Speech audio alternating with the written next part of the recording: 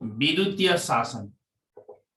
विद्युतीय शासन भनेको हामीले यो लोकसेवाको अधिकृततिर पनि यो टपिक धेरै पढ्यौं। विद्युतीय शासन भनेको शासन गर्ने कुरामा विद्युतीय उपकरणहरूको प्रयोग गर्ने भन्ने कुरालाई विद्युतीय शासन भनिन्छ नि। शासनका कुराहरूमा विभिन्न शासन गर्ने कुराहरूमा विद्युतीय कुराहरूको प्रयोगलाई हामी के भन्छौं त विद्युतीय शासन भनेको विद्युत भनेको के त email internet computer email internet computer अनि अरु इलेक्ट्रोनिक डिभाइसेस इलेक्ट्रोनिक डिभाइसको प्रयोग गरी यो डिभाइसलाई प्रयोग गरी एकदमै छिटो छरितो मितव्ययी र प्रभावकारी रूपबाट छिटो छरितो मितव्ययी प्रभावकारी र दक्ष रूपबाट सेवा प्रदान गर्नु विद्युतीय शासन हो। विद्युतीय शासन हो, यसरी बुझ्नु पर्यो। विद्युतीय शासन भनेको के भनेर भन्दा विद्युतीय शासन यो अहिले हामीलाई शिक्षक सेवा पनि आएको छ। हामीले अधिकृतहरुमा यो पढ्यौं यो पढायौं। इमेल इन्टरनेट कम्प्युटर र इलेक्ट्रोनिक डिभाइस प्रयोग गरी छिटो छरितो मितव्ययी प्रभावकारी र दक्ष रूपबाट सेवा प्रदान गर्नु विद्युतीय शासन हो। विद्युतीय शासन किन भन्दाखेरि विद्युतीय शासन भनेको सुशासनको एउटा अभिन्न अंग हो। विद्युतीय शासन भनेको यसको एउटा के हो त अभिन्न अंग हो विद्युतीय शासन। तपाईले माथिको एउटा शब्द देख्नु भयो अरु देखिनु भएको छ। विद्युतीय शासन भनेको सुशासनका लागि विद्युतीय शासन अत्यावश्यक छ। विद्युतको प्रयोग गरियो विद्युतीय शासन ई गभर्नेन्स भन्छौं यसलाई हामी इंग्लिशमा EGOVERNANCE ई गभर्नेन्स EGOVERNANCE ई गभर्नेन्स भनेपछि अब तपाईहरु सुनेर मात्र लेख्न सक्नुहुन्छ नि अलिकति तपाईहरुलाई सुन्ने क्षमता पनि छ। इमेल इन्टरनेट कम्प्युटर र इलेक्ट्रोनिक डिभाइस प्रयोग गरी लेखिहाल्नुस् है बराबर। इमेल इन्टरनेट कम्प्युटर र इलेक्ट्रोनिक डिभाइस प्रयोग गरी छिटो छरितो मितव्ययी हेर्नुस् है छिटो छरितो मितव्ययी प्रभावकारी र दक्ष रूपबाट मैले शब्द कति लेख्छु त्यो सिक्नुस्। शब्द धेरै लेख्न सिक्नुपर्छ। छिटो छरितो मितव्ययी प्रभावकारी र दक्ष रूपबाट सेवा प्रदान गर्नु विद्युतीय शासन हो। सुशासन भन्ने कुरा विद्युतीय शासनमा भर पर्दछ। सुशासन विद्युतीय शासनमा भर पर्दछ किनकि विद्युतीय शासन भइसकेपछि के हुन्छ त भन्दाखेरि सेवाग्राही र सेवाग्राही बीच अनुचित सम्बन्ध हुँदैन। विद्युतीय शासन किन फटाफट लेखौं त विद्युतीय शासन किन। विद्युतीय शासनको सबसे भन्दा फाइदा चाहिँ अहिले मान्छे विद्युतीय शासन भइसकेपछि सेवा प्रदायक र सेवा प्राप्त गर्ने बीच अनावश्यक सम्बन्ध हुँदैन। अनावश्यक सम्बन्ध हटाउन यसले त्यो काम गर्छ। अनावश्यक सम्बन्ध हटाउन त्यसैले विद्युतीय शासन हामीलाई चाहियो। भ्रष्टाचार रोक्न विद्युतीय छिटो छरितो प्रभावकारी काम गर्न छिटो छरितो प्रभावकारी रूपमा काम गर्न। तपाईको बिलहरु विद्यालयका बिलहरु कम्प्युटरबाट टाइप गर्यो विद्यार्थीको तथ्याङ्क कम्प्युटरबाट राख्यो छिटो छरितो प्रभावकारी रूपमा कार्य गर्न छिटो छरितो प्रभावकारी रूपबाट कार्य गर्न। अर्को भनेको सेवा प्रदान गर्न एकरूपता कायम गर्न। सेवा प्रदानमा एकरूपता प्रदान गर्न अनि कार्यालयका सूचना र तथ्याङ्कको अभिलेख राख्न। सूचना तथा तथ्याङ्कको अभिलेख राख्न। सूचना तथा तथ्याङ्कको अभिलेख राख्न। सेवा प्रदायक र सेवा प्राप्त गर्ने बीच अनावश्यक सम्बन्ध हटाउन भ्रष्टाचार रोक्न छिटो छरितो प्रभावकारी रूपमा कार्य गर्न सेवा प्रदानमा एकरूपता प्रदान गर्न कार्यालयका सूचना तथा तथ्याङ्कको अभिलेख राख्न विद्युतीय शासन चाहिन्छ र विद्यालयमा पनि विद्युतीय शासन चाहिन्छ। विद्युतीय शासन के हो त? सुशासन कायम गराउने प्रमुख अङ्ग विद्युतीय शासन हो। सुशासन कायम गराउने प्रमुख अङ्ग, सुशासन कायम गराउने प्रमुख अङ्ग के हो त? यो विद्युतीय शासन पनि हो। त्यसैले हामीले अब विद्यालयमा किन विद्युतीय शासन प्रयोग गर्ने भन्ने बारेमा कुरा गरौँला। सेवा प्रदायक र सेवा प्राप्त गर्ने बीच अनावश्यक सम्बन्ध हटाउन। विद्युतीय शासन छैन भने त दाइ यसो पैसा अलिकति दिनुस् न भनिहाल्छन्। विद्यालयले रेकर्ड हराइदिन सक्छ, तपाईका विद्यार्थीका प्रगति विवरणहरू स्पष्ट नहुन सक्छन्। त्यसैले सेवा प्रदायक र सेवा प्राप्त गर्ने बीच अनावश्यक सम्बन्ध हटाउन, भ्रष्टाचार रोक्न, छिटो छरितो प्रभावकारी रूपमा कार्य गर्न, सेवा प्रदानमा एकरूपता प्रदान गर्न, कार्यालयका सूचना तथा तथ्याङ्कको अभिलेख राख्न।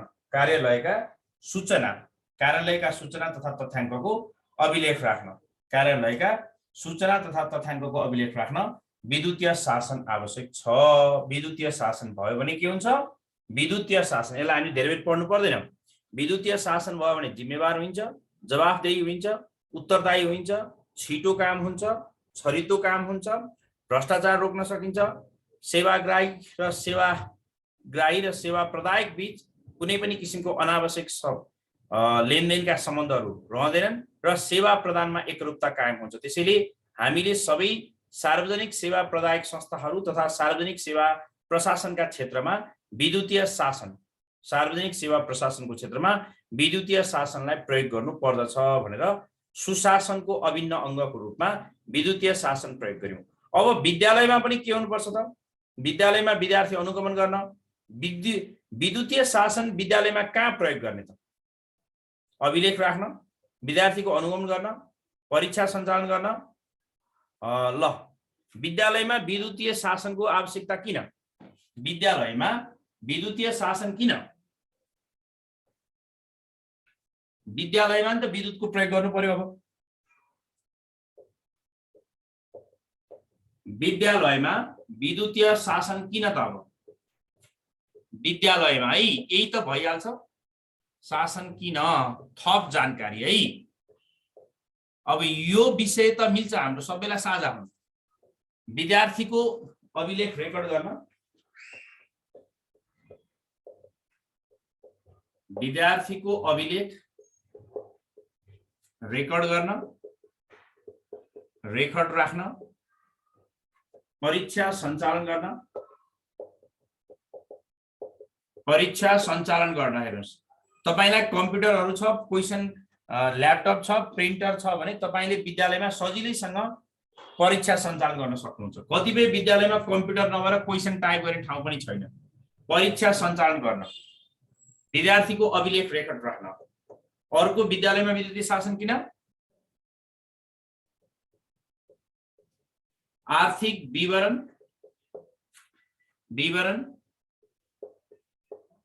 सहज रूपमा उपलब्ध गराउन र रेकर्ड राख्न, आर्थिक विवरण सहज रूपमा उपलब्ध गराउन र त्यसको रेकर्ड राख्न, उपलब्ध गराउन र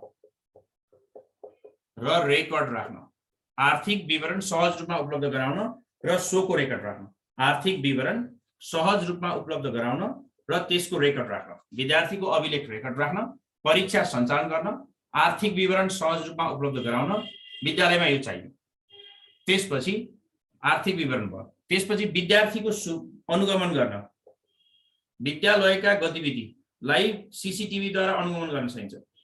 विद्यालयका र विद्यार्थीका गतिविधिलाई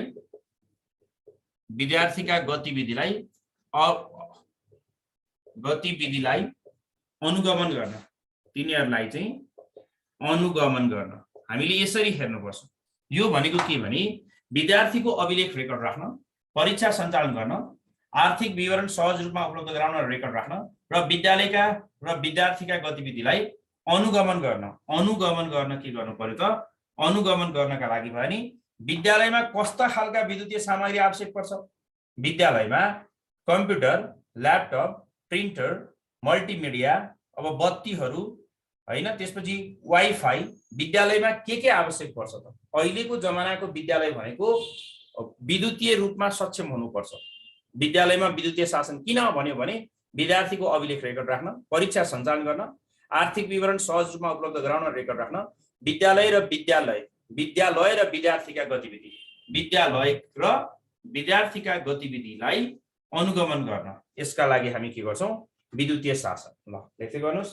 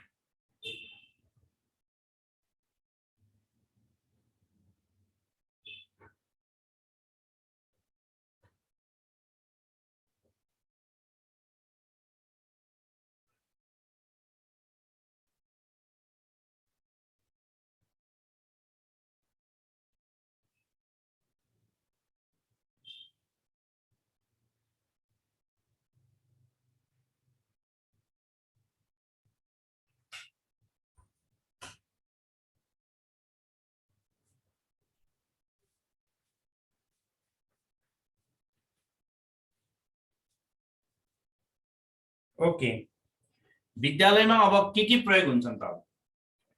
विद्यालयमा प्रयोग हुने विद्युतीय सामग्रीहरू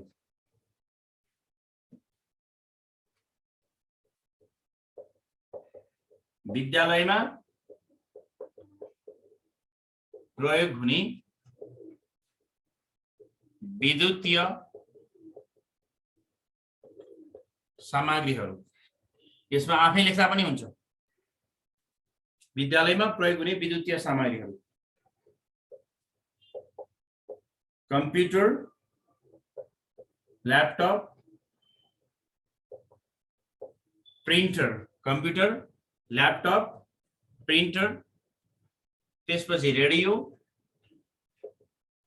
स्कुल्समा टेलिभिजन, त्यसपछि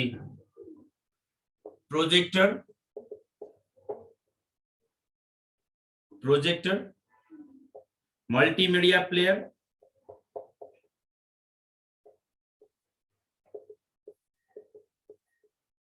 ल हेर्नुस् त, computer, laptop, printer, multimedia player, radio, television, projector, यो कुराहरू चाहिँ विद्यालयमा प्रयोग गर्नुपर्ने हुन्छ। विद्यालयमा प्रयोग गर्नुपर्नेहरू चाहिँ कम्प्युटर, ल्यापटप, प्रिन्टर, अब यो फोटोकपी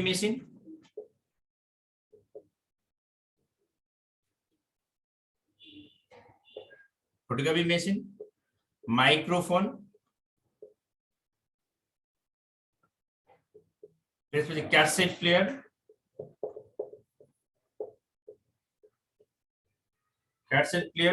ह्यान्ड माइकहरू, स्पिकर, यो कुराहरू विद्यालयका लागि विद्युतीय शासन हुन्। यति कुराहरू भयो भने पढाउन पनि सजिलो, विद्यालयका गतिविधि व्यक्त गर्न पनि सजिलो। अर्को आजकलका कक्षा कोठाहरूमा सीसीटीभी फुटेज, यो सीसीटीभी का कन्सेप्ट पनि आइरहेको छ, क्लोज सर्किट हैन,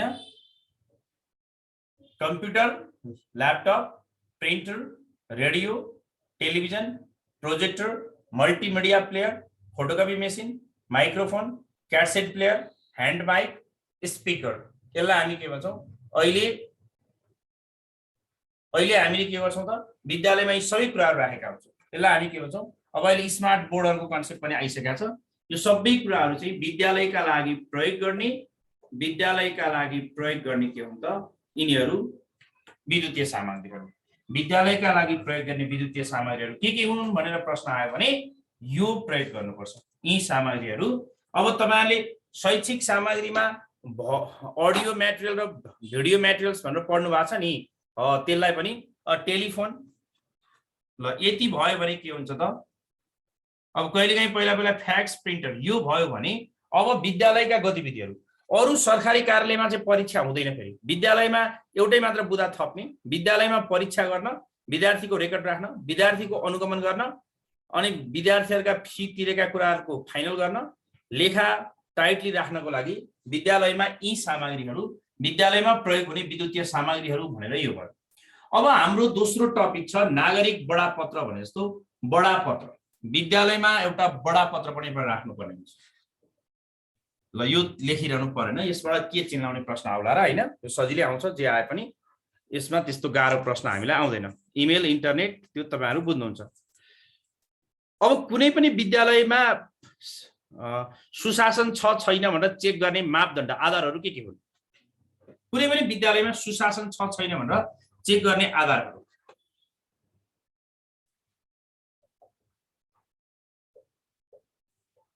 विद्यालयमा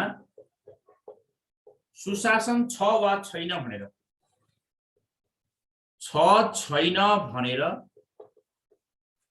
यकिन गर्ने, यकिन वा परीक्षण गर्ने मापदण्डहरू, यकिन वा परीक्षण गर्ने मापदण्डहरू, परीक्षण गर्ने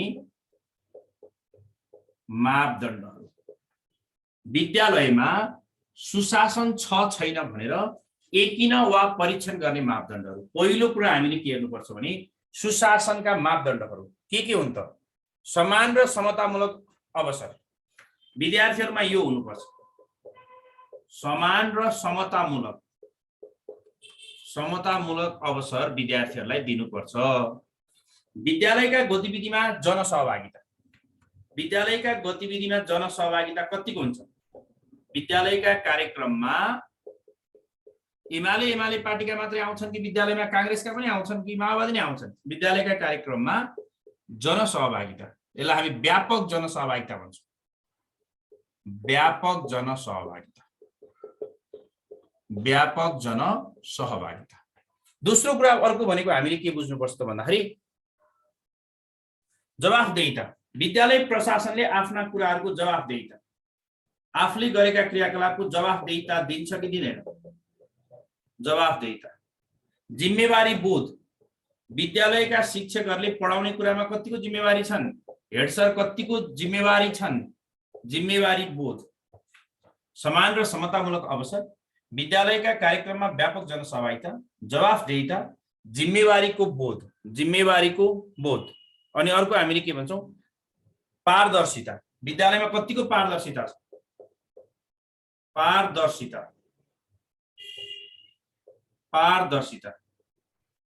भेदभाव रहित वातावरण, विद्यालयमा भेदभाव रहित वातावरण छ कि छैन?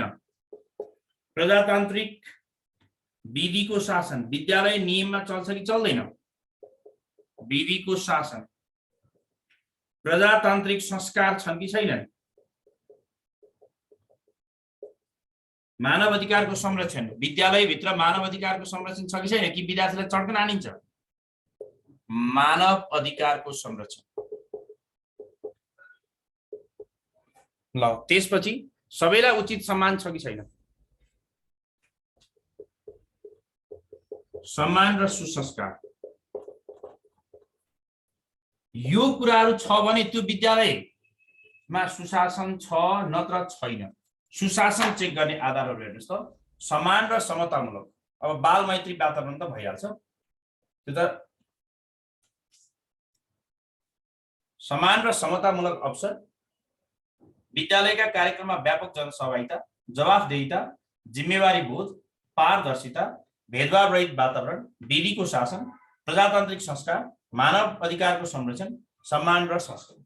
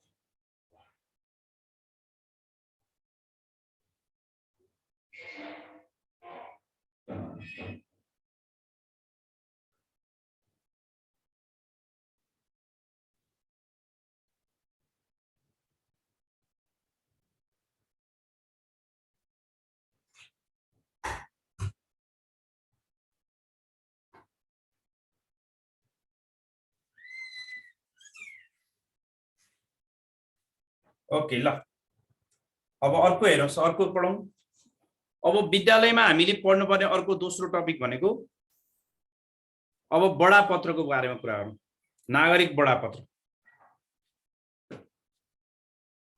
नागरिक बडापत्र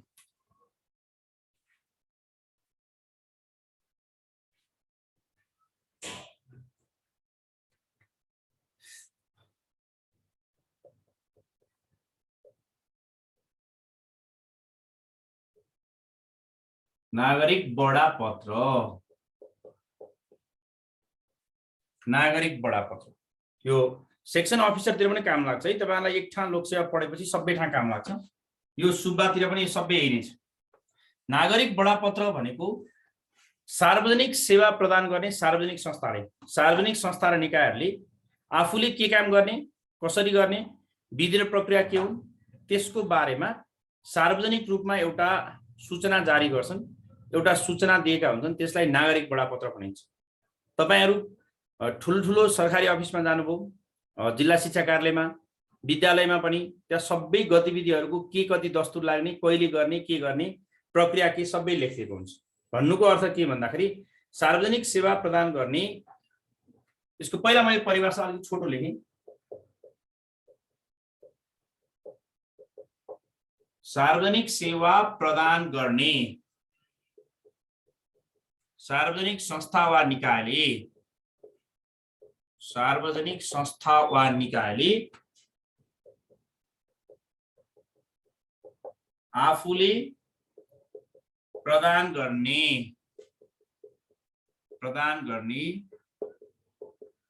सेवाहरूको सम्पूर्ण विवरण प्रक्रिया चरण आदिलाई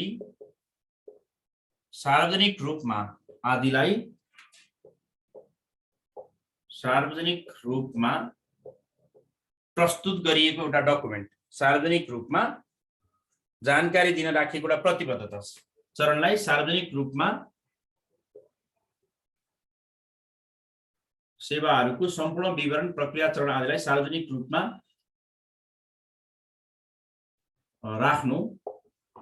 सार्वजनिक रूपमा राख्नुलाई राखिएको छ भने सार्वजनिक रूपमा राख्नु नागरिक बडापत्र हो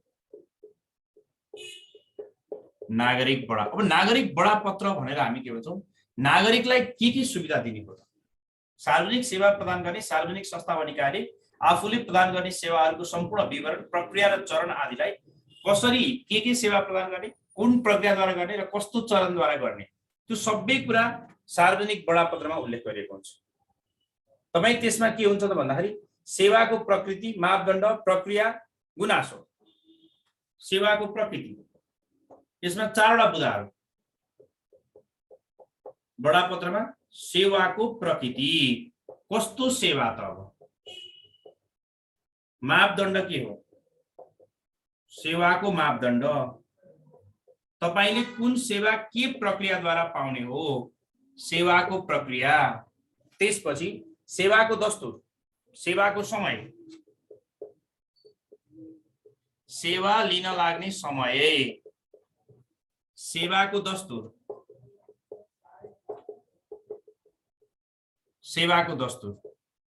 यो कुराहरुलाई सकेसम्म समावेश गरिएको हुन्छ अब हामीले सुशासन ऐन 2064 अनुसार अहिले कुरा गरौँला सार्वजनिक सेवा प्रदान गर्ने सार्वजनिक संस्था वा निकायले आफूले प्रदान गर्ने सेवाहरूको सम्पूर्ण विवरण है त्यो वितरण भन्छ सम्पूर्ण विवरण प्रक्रिया चरण आदिलाई सार्वजनिक रूपमा राख्नु नागरिक बडापत्र हो सेवाको प्रकृतिको आधारमा बडापत्रमा के कुरा उल्लेख गर्ने सेवाको प्रकृति मापदण्ड सेवाको प्रक्रिया सेवा लिन लाग्ने समय र सेवाको दस्तुर सेवाको प्रकृति सेवाको मापदण्ड सेवाको प्रक्रिया र सेवा लिन लाग्ने समय र सेवाको दस्तुरलाई उल्लेख गरेर गैर सरकारी संस्थाहरूले राख्दैन यो लिखित जानकारी हुन्छ प्रत्येक कार्यालयको अगाडि एउटा होर्डिङ बोर्ड बनाएर राखिएको हुन्छ सबैले देख्ने ठाउँमा होर्डिङ बोर्ड बनाएर राखिएको हुन्छ यो सबैले देख्ने ठाउँमा सरकारी कार्यालयहरुमा जानुस् सबैले देख्ने ठाउँमा होर्डिङ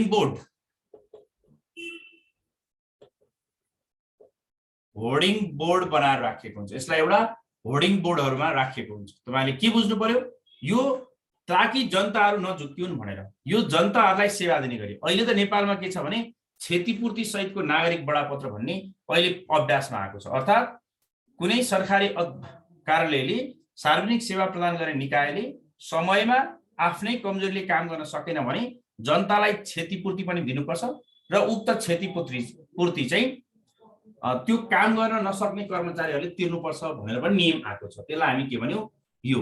अब यसको नागरिक बडापत्रको इतिहासको कुरा गरौँ। कहाँबाट सुरु भयो, कसले सुरु गरे? नागरिक बडापत्रको इतिहासको कुरा गरौँ।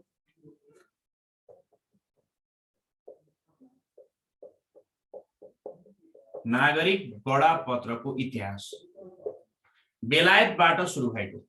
यो कहिले सुरु भयो त? बेलायतबाट सुरु भएको। विश्वमा प्रथम पटक बेलायतबाट सुरु भएको।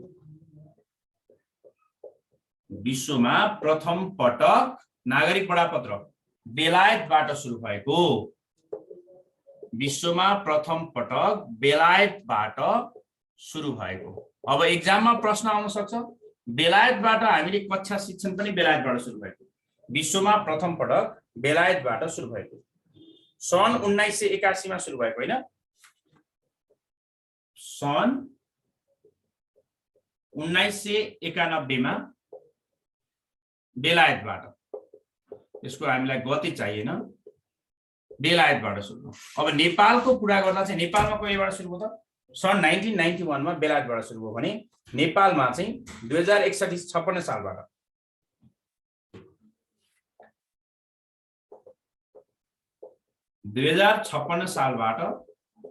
नेपालमा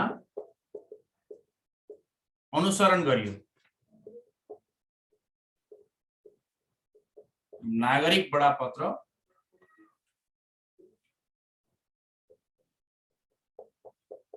अनुसरण गरियो। तर नागरिक बडापत्रको औपचारिक सुरुवात भने 2061 सालमा गरियो। यो अनुसरण मात्रै गरियो, यो अभ्यासलाई अनुसरण गरियो। तर 2061 सालमा नागरिक बडापत्र नेपालमा 2061 सालमा, तपाईले चिल लाउँदाखेरि चाहिँ 2061 मा लाउने। विक्रम सम्वत 2061 सालमा नेपालमा नागरिक बडापत्र लागू गरियो।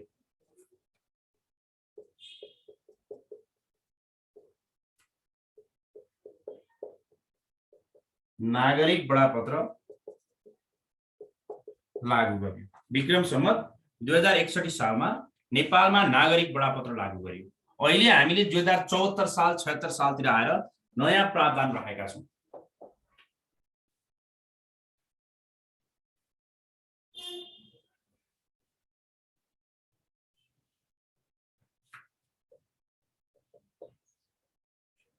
सुशासन ऐन 2064 ले नेपालमा 2064 सालपछि नागरिक बडापत्रलाई अनिवार्य गर्यो। नागरिक बडापत्रलाई अनिवार्य गर्यो। यसले नागरिक बडापत्रलाई अनिवार्य गर्यो। सुशासन ऐन 2064 ले 2064 सालपछि नागरिक बडापत्रलाई अनिवार्य गर्यो। अब अहिले आएर हामीसँग के छ त भन्दाखेरि पछिल्लो समयमा आएर ल अब अन्तिम एउटा लेख्नु पर्यो। 2070 वैशाख 2 गतेदेखि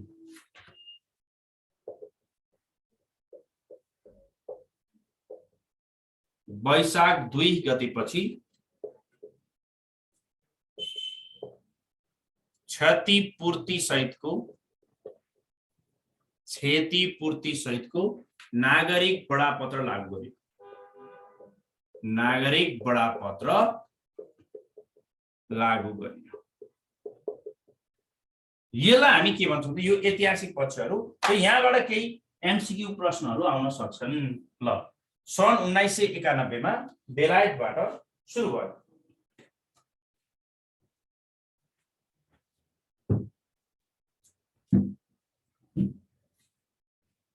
सन् 1991 मा बेलायतबाट नागरिक बडापत्रको कन्सेप्ट सुरु भयो।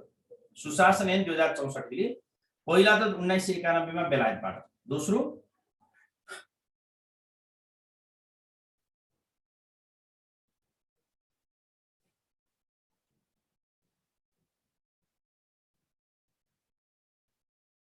विक्रम सम्वत 2056 सालमा नेपालमा नागरिक बडापत्रको अवधारणालाई सुरु गरेको। अवधारणा सबै अफिसमा अनिवार्य गरिएको थिएन है। विक्रम सम्वत 2061 सालमा नेपालमा नागरिक बडापत्र कानुनी रूपमा औपचारिक रूपमा लागू गरियो। सुशासन ऐन 2064 ले के भन्छ त सबै अफिसमा नागरिक बडापत्र कम्पलसरी गर्नुपर्छ भनेर भन्छ।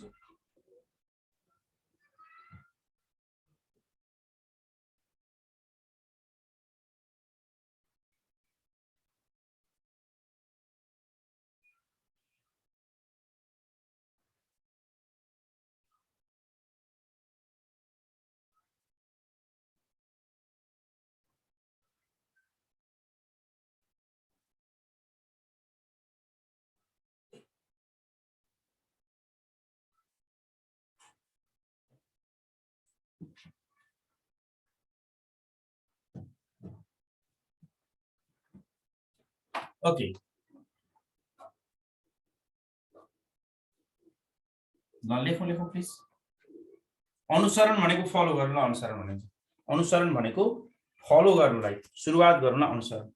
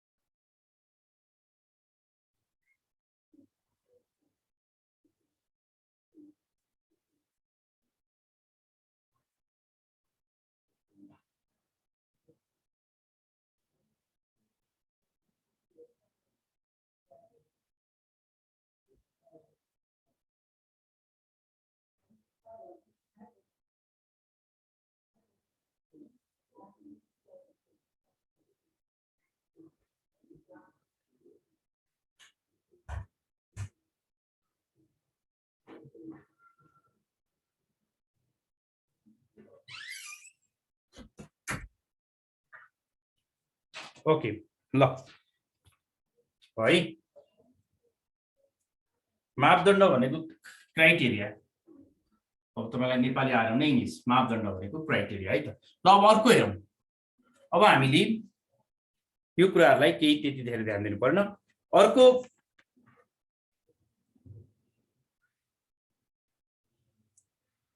अब यहाँ एउटा कुरा के छ भने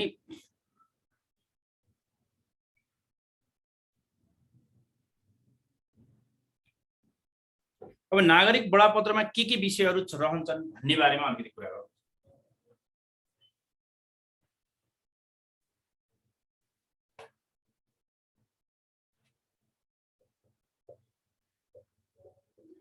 नागरिक बडापत्रमा के विषयहरू रहन्छन्?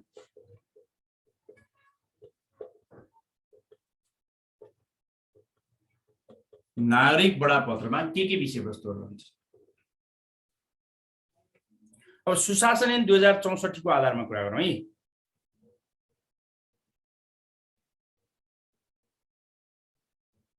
अब आज हामी अहिले के पढिरहेछौँ, के प्रश्न आइरहेछ, यो बीचमा अरु प्रश्न नसोधौँ। अब हामी यो टपिक सकिनेबित्तिकै एक्जाम तयारी गरिहाल्छौँ। युनिट 1 मात्रै बाँकी रहन्छ र हामी फेरि एक्जाम तयारी गर्न सुरु गर्छौँ। त्यसपछि सबै दोहोरिहाल्छ। यही महिनामा कोर्स सकिन्छ तपाईहरुको मावि लेभलको, अनि हामी एक्जाम तयारी सुरु गर्छौँ। नागरिक बडापत्रमा के विषयवस्तु रहन्छ? सुशासन ऐन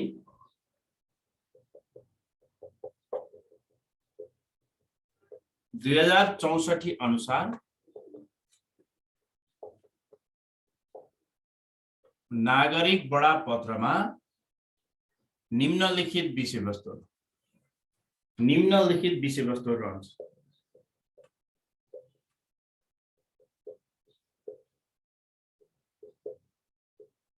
विषयवस्तुहरू रहन्छन्। निम्नलिखित विषयवस्तुहरू रहन्छन्। पहिलो कुरा के हो त, सुशासन ऐन 2064 अनुसार नागरिक बडापत्रमा निम्नलिखित विषयवस्तुहरू रहन्छन्। पहिलो, सम्बन्धित कार्यालयले दिने सेवा र प्रकृति। कार्यालयले दिने सेवा र प्रकृति, के सेवा दिन्छ त कार्यालयले? सेवा र प्रकृति। त्यसको अर्को भनेको सेवा प्राप्ति गर्नुपर्ने कार्यविधि।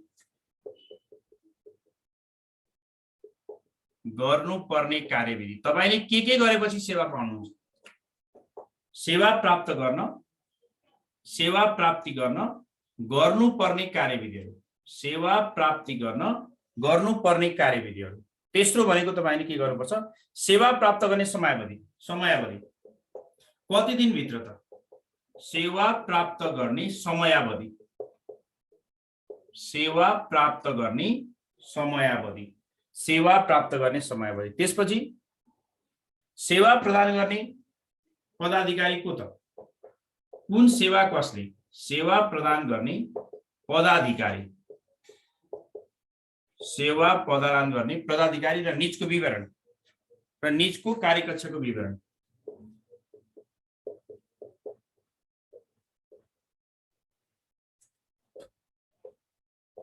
निजको कार्यकक्षको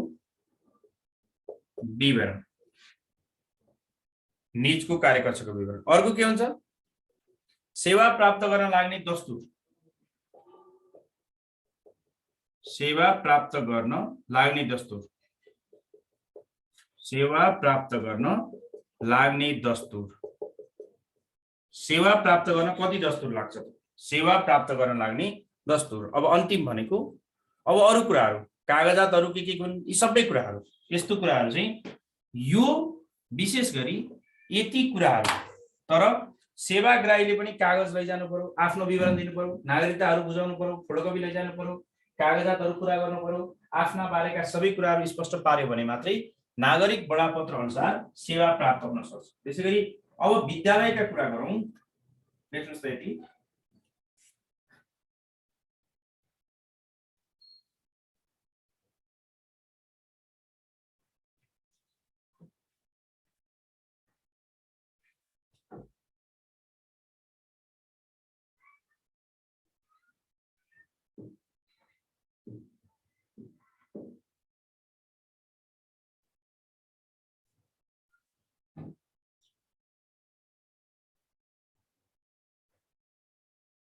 शासित बीचको त्याग।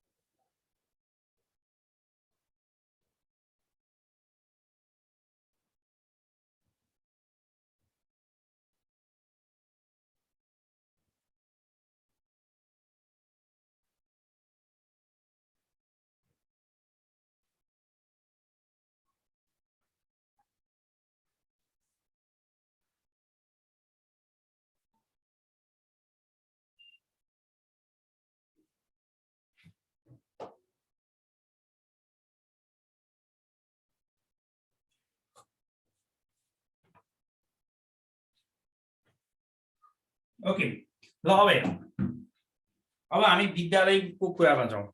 4 को हेर्नुस् त। सेवाको प्रकृति, कार्यालयले कस्तो कस्तो सेवा दिन्छ, सेवा पारित गर्न पूरा गर्नुपर्ने कार्यविधिहरू। तपाईले के कुराहरू पूरा गरेपछि सेवा प्राप्त गर्नुहुन्छ सरकारी कार्यालयबाट? सेवा प्राप्त गर्ने समयावधि, कुन समयावधिमा के सेवा प्राप्त गरिन्छ? सेवा प्रदान गर्ने पदाधिकारी र बीचको कार्यकक्षको विवरण कुन अधिकारीकोमा जाने? जस्तो कर्मचारीहरू कहिलेकाहीँ जनताहरू झुक्किन्छन् कि एउटा अफिसमा एउटा कोठामा गएर भन्नुपर्ने कुरा तपाईँ विद्यालयमा जानुभयो भने हेड सरलाई भन्नुपर्ने कुरा अर्को विषय शिक्षकलाई भन्ने, पिउनलाई भन्ने, एकाउन्टेन्टलाई भन्ने, लेखापाललाई भन्ने त्यस्तो होइन। तपाईँ जुन अधिकारीमा काम गर्न जाने त्यहाँ जाने। छोरछोरीको फी तिर्नु छ भने लेखापाल कहाँ गएर फी तिर्नुहोस्, प्रधानाध्यापकलाई भेट्नु पर्दैन। शिक्षकको बारेमा गुनासो गर्नु छ भने प्रधानाध्यापकलाई भेट्नुहोस्। विद्यालयका कमजोरीका बारेमा कुरा गर्नु छ भने विद्यालय व्यवस्थापन समितिमा उजुरी गर्नुहोस्, गुनासो गर्नुहोस्। कुन सेवा कुन काम कसरी गर्ने भन्ने जान्नुपर्छ। सेवा प्रदान गर्ने पदाधिकारी र निजको कार्यकक्षको विवरण र सेवा प्राप्त गर्न लाग्ने दस्तुर। अब कुन सेवा कसरी? तपाईले विद्यालयमा मार्कसिट लिन जानुभयो भने कहाँ लगेर मार्कसिट लिने? परीक्षा कार्यालयमा शाखामा जानु पर्यो नि त। तपाई त्रिभुवन विश्वविद्यालयमा जाँदाखेरि तपाईलाई कुन नम्बरको रुममा के सेवा दिने, कहाँ रिटोटलिङ गर्ने, कहाँ पुनर्योग गर्ने, कहाँ मार्कसिट झिक्ने, कहाँ सर्टिफिकेट बनाउने, कहाँ डुप्लिकेट बनाउने, कहाँ फर्म भर्ने सबै त्यही भनिदिएको हुन्छ त। ल अर्को हेर्नुहोस्। अब अर्को हामीले विद्यालय व्यवस्थापनमा गुनासो, विद्यालयको व्यवस्थापनमा गुनासोका कुराहरू।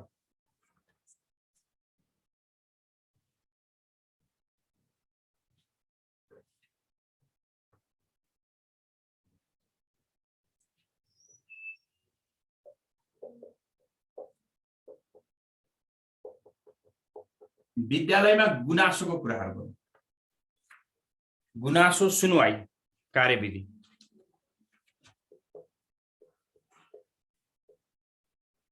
विद्यालयमा गुनासो सुनवाई यो सूचना पार्टी। विद्यालयमा गुनासो भनेको के विषयमा गुनासो आउन सक्छ एउटा विद्यालयमा भन्दाखेरि एउटा विद्यालयमा गुनासो भन्ने बित्तिकै हामीले के बुझ्नुपर्छ त एउटा विद्यालयमा विविध खालका गुनासोहरू आउन सक्छ।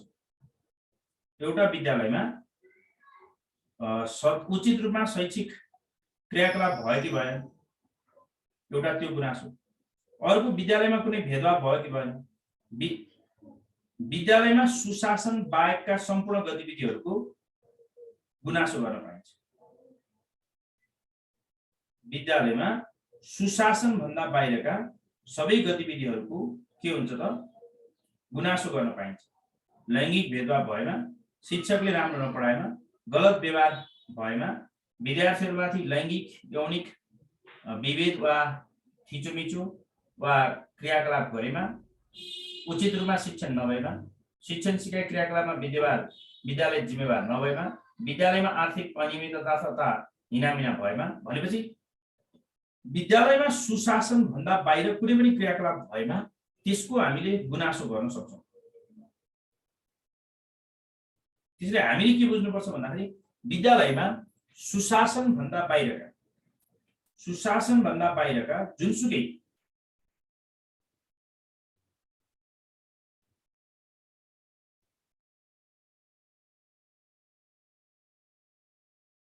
त्यो भन्दा बाहिरका जति पनि क्रियाकलापहरू छन् त्यसको बारेमा हामीलाई विद्यालयमा गुनासो गर्न पाइन्छ। गुनासो भने के भने सुशासन भन्दा बाहिरका सम्पूर्ण विषयहरूको विद्यालयमा एउटा गुनासो पेटिका राखिएको हुन्छ। सुशासन बाहिरका सबै विषय र पक्षलाई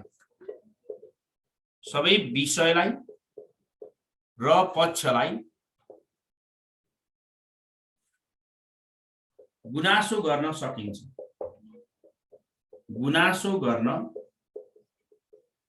हेर्नुस् है, सुशासन बाहिरका सबै विषयलाई र पक्षलाई गुनासो गर्न सकिन्छ। कुनै पनि कुरो सुशासन भन्दा बाहिर छ, सुशासन बाहिरका सबै विषयलाई र पक्षलाई गुनासो गर्न सकिन्छ। यो कुरा तपाईहरुले बुझ्नु। विद्यालयमा गुनासो सुनवाईको कन्सेप्ट के भने सुशासन बाहिरका सबै विषयलाई र पक्षलाई गुनासो गर्न सकिन्छ। विद्यालयमा के कुराको गुनासो गर्ने त अब अनियमितता, मितता, भेदभाव, अपारदर्शिता, कुनै पनि कुरा विद्यालयले गोप्य रूपमा गर्यो, अपारदर्शिता, त्यसपछि मानव अधिकार बाहिरका क्रियाकलापहरू,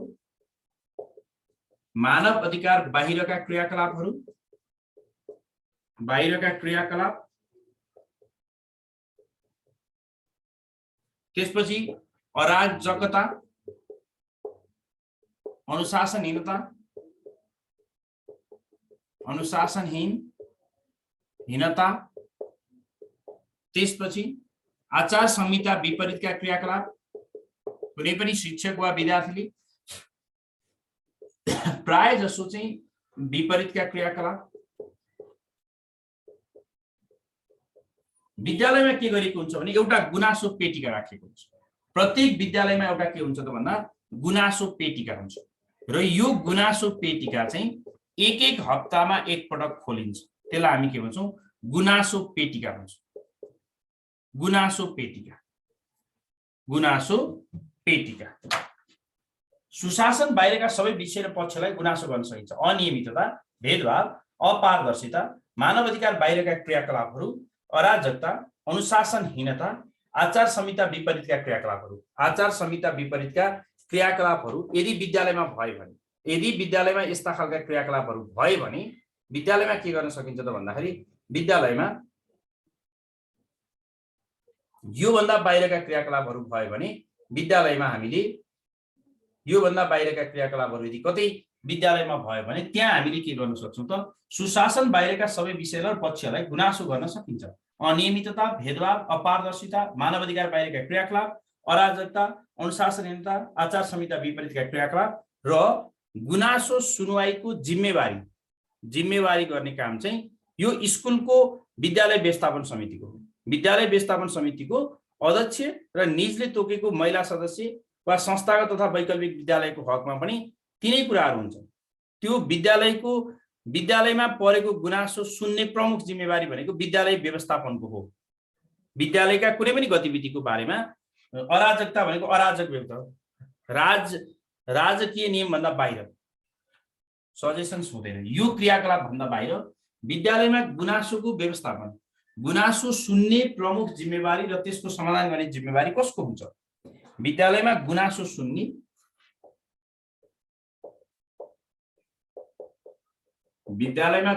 सुन्ने र त्यसको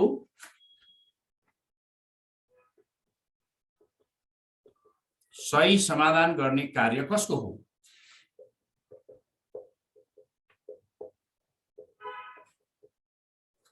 विद्यालय व्यवस्थापन समिति। विद्यालय व्यवस्थापन समिति। गुनासो सुनवाई समिति हुन्छ विद्यालयमा। त्यसमा कति सदस्य हुन्छ? विद्यालयको गुनासो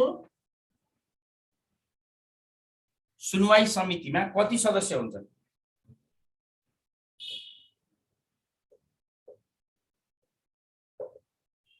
गुनासो सुनवाई समिति, विद्यालयको गुनासो सुनवाई समिति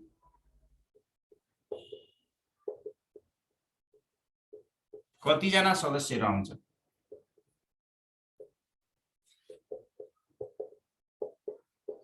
कतिजना सदस्य रहन्छ? यसमा हामीले 7 जना।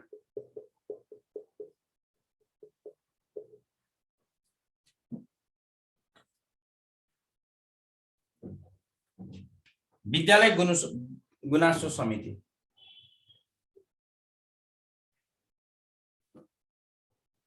विद्यालयको गुनासो सुनवाई समितिको सहसंयोजक को हुन्छ?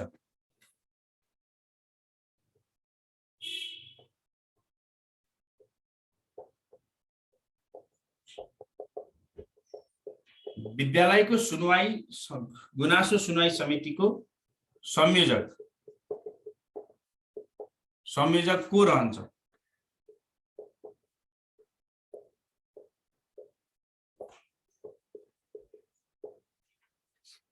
विद्यालय व्यवस्थापन समितिका अध्यक्ष वा महिला सदस्य। विद्यालय व्यवस्थापन समिति अध्यक्ष वा निजले तोकेको महिला सदस्य।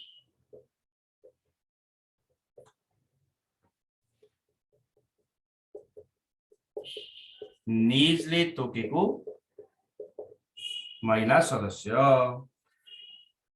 विद्यालय गुनासो सुनवाई समितिको सहसंयोजक को हो त भन्दा हेड सर हुन्छ। विद्यालय गुनासो सुनवाई समितिको सहसंयोजक प्रधानाध्यापक हुन्छ।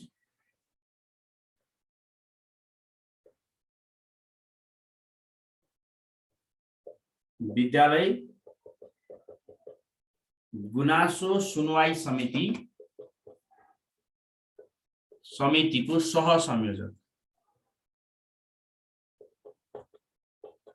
सहसंयोजक को रहन्छ। विद्यालय गुनासो सुनवाई समितिको सहसंयोजक को रहन्छ त प्रधानाध्यापक। ल आजलाई यति नै गरौँ। हेड सरको नाम लिँदै यो 4वटा प्रश्न हेर्नुस् त। विद्यालय गुनासो सुनवाई समितिमा कतिजना सदस्य रहन्छन्? 7 जना। विद्यालयको गुनासो सुनवाई समितिको संयोजक को रहन्छ? विद्यालय व्यवस्थापन समितिको अध्यक्ष वा निजले तोकेको महिला सदस्य। विद्यालय गुनासो सुनवाई समितिको सहसंयोजक को रहन्छ? प्रधानाध्यापक।